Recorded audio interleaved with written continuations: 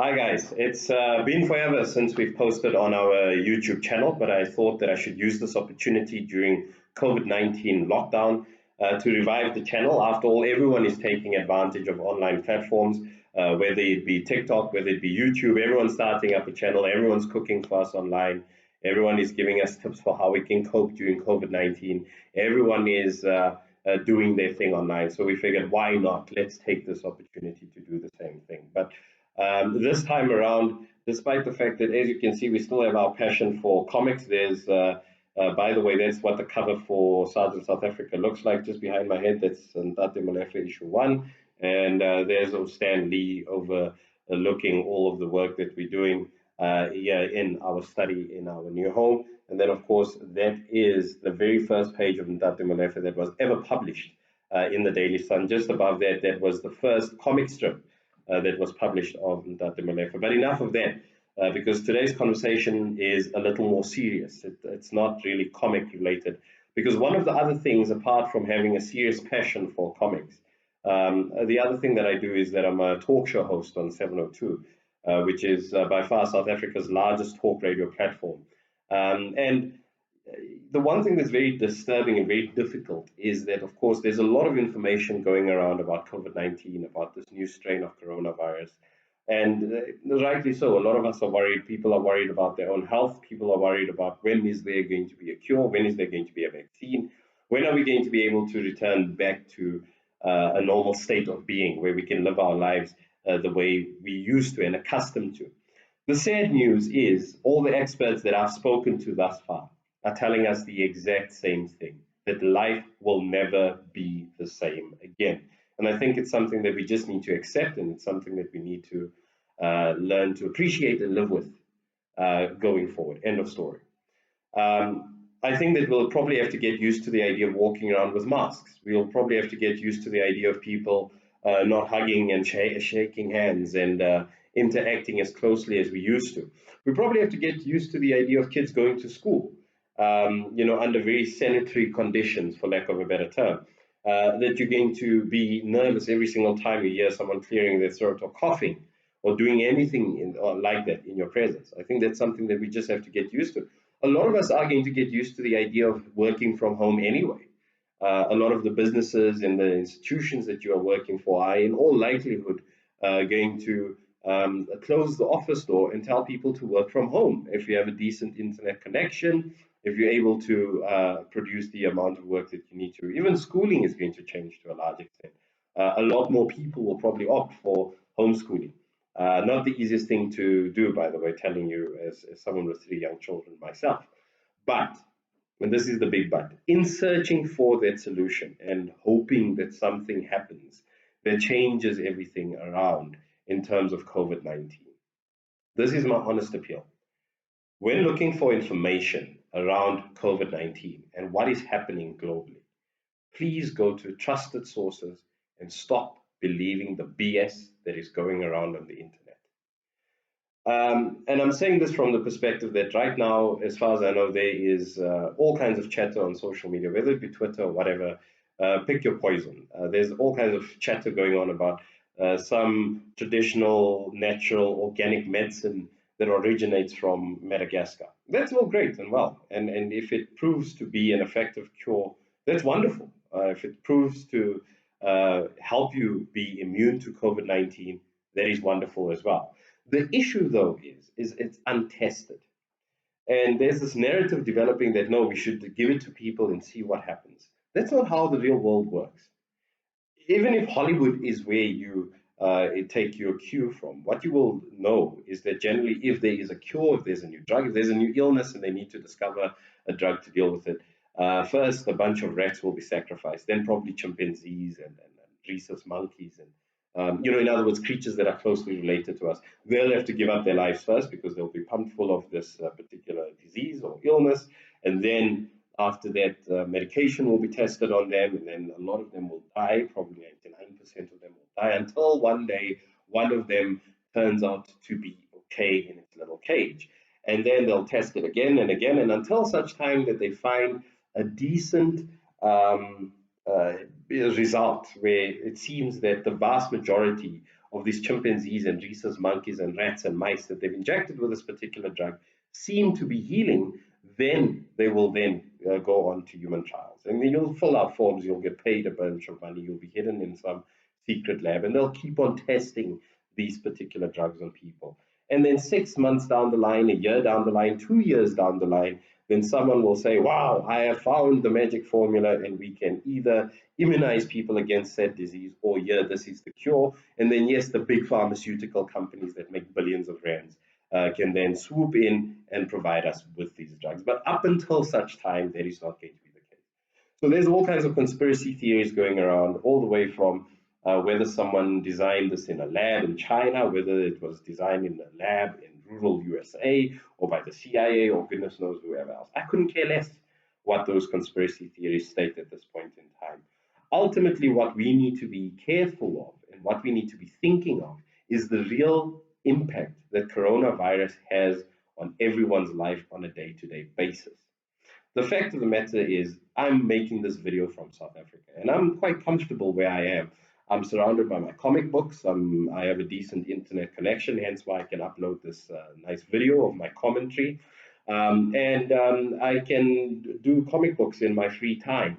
But it's not easy working from home and doing that type of thing. However, I am still relatively comfortable in comparison to many South Africans who find themselves living in our townships and in our various informal settlements, where people, for example, live in shacks in large numbers, sometimes living with strangers, unable to share common spaces, unable to stay at home as the lockdown demands at this point in time. And never mind, even if they do stay at home, they don't have decent internet connection, nor the infrastructure that they need to be able to work from home. They don't have fancy, high-powered jobs in Sandton, and they're able to work from home. A lot of these people are unemployed. A lot of these people are living precarious lives, and are basically living lives of survival on a day-to-day basis.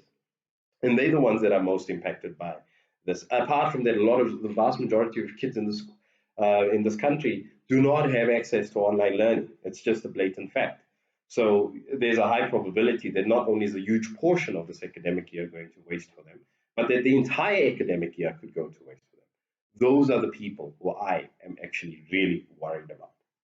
So when I get a call and someone tells me about the Bill and Melinda Gates Foundation that want to depopulate the world, and was supposedly going out and giving HPV um, inoculations in India that causes infertility, and that the Indian government is supposedly suing the said foundation, I'm thinking to myself, do we really have the time and the energy to be concerned and worried about nonsense like that? And I'll tell you why. Why on earth would anyone spend their time? Just think about the logic here for a second. Spend their time developing a virus that you spread through coughing and sneezing. Sounds very familiar because we have the annual cold, we have the annual flu. We've had other strains of the coronavirus, by the way, SARS and MERS, which caused a scare in the past, but nothing as severe as this. And then, people have started adapting in a lot of Southeast Asian countries, like in China, where it's almost stock standard. I mean, I'm sure for people who have traveled, you get onto a plane and you find people from mainland China, 9 out of 10 times, no matter what part of the world you're traveling in, you'll see them wearing masks. And a lot of the time we dismiss it as pollen masks. A lot of the time we say it's just the thing that they do. Well, because people in those parts of the world had to deal with SARS and MERS and other such illnesses. And on that basis, there is a concern. They understand social distancing. They understand the notion of wearing masks to protect oneself. So if that is the protective measure that you need to protect yourself, something as simple and as basic as a mask and washing your hands, then I'm sorry, the billionaire that goes ahead and designs a virus that you can simply protect yourself from maintaining social distancing, washing your hands, sanitizing your hands, and wearing a mask is a bit of a fool. It's similar to the theory, and it's something that I dismiss offhand all the time, the notion that HIV was created in a lab. The idea that someone is going to spend all this time and energy developing a virus that you can protect yourself simply from A, not sharing needles, or alternatively using a condom when having sex. Someone's going to spend all their time and resource and energy developing this particular virus just for a couple of years down the line for someone to be able to develop ARVs that protect and prolong lives in this day and age. An illness that you do not have to catch in the first place because you simply have to wear a condom, alternatively, not share needles or avoid other bodily fluids of other persons in an effort to protect yourself. And this is why what concerns me is that we do not apply basic logic when we are confronted with information like this, that there's this conspiracy that created the coronavirus, and that is what is at stake here. People are even saying that this is a means for governments and corporates around the world to control people, to limit our movement, and to do all kinds of things. And yes, governments do not always make the best decisions. Companies will definitely swoop in and see a way to profiteer out of this. That is the nature of it. That's just human nature. Think of the Great Depression, think of the Spanish flu, think about World War One, II, and any other major human event. There was one or the other corporate that came in, swooped in, and definitely profiteered out of the process. However, this is the big but that comes out of it.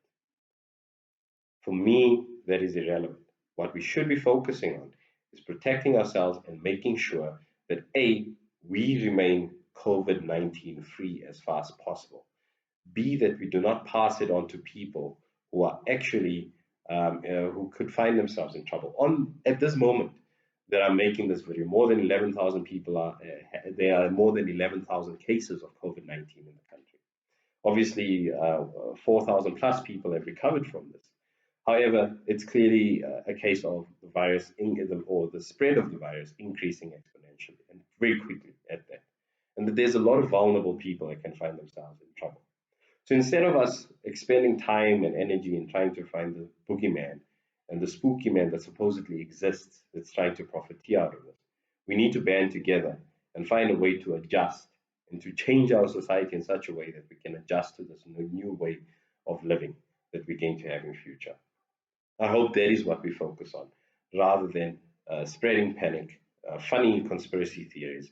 Do yourself a favor. When you come across conspiracy theories like this, go look at worthwhile news sources and sources of information to verify whether this is true.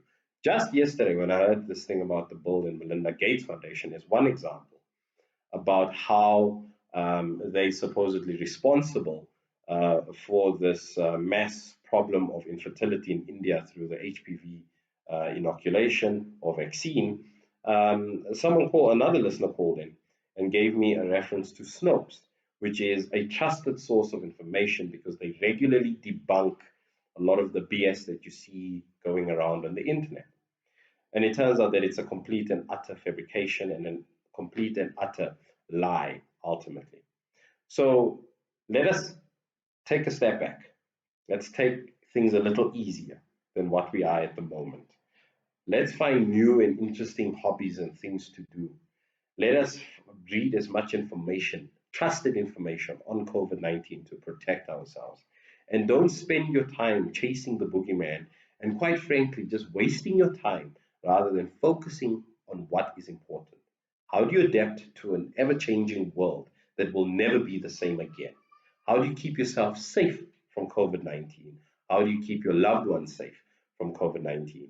And what do we do as a society globally in going into a future which would probably demand you, me, and everyone else working from home, living online, and having very little access to the outside world because we have COVID-19 today. We don't know what the next iteration of this particular coronavirus strain is or what the next pathogen will be and what impact that would have on global society. That, for me, is my biggest worry. So stay safe, have a great time, and if you're looking for a good time, if you just want to entertain yourself, follow hashtag BBComics, and by yourself, you can get Sergeant South Africa issue #1, the one that I'm pointing to now, for free, by the way, on Smashwords. So go check it out. It will be in the description underneath the video. And then, of course, Ntate Molefe issue 1 as well as issue 2 is also available there, I think for $1.99. That's what I'm selling it for in South Africa. Please do translate that to South African rands. It's very simple. I think it's no more than 40 rands, if I'm not mistaken. We're busy working on other fun titles as well as we speak, whilst trying to, and that's after hours, by the way, for anyone watching me from work. because what I do is I get my work done, and then in the evenings I sit and I draw to my leisure and write new stories and create new things. That's what we should be doing. Find a new hobby. In fact, I'll tell you maybe one day about a new interesting hobby that I've started. Maybe I'll post it on this particular channel. Maybe you should vote down below and comment on what it is that you would like me to discuss. What things can I share with you? New little hobbies and ideas that I've come up with during COVID-19, since we're spending so much of our time at home. All the best, stay safe, look after yourself.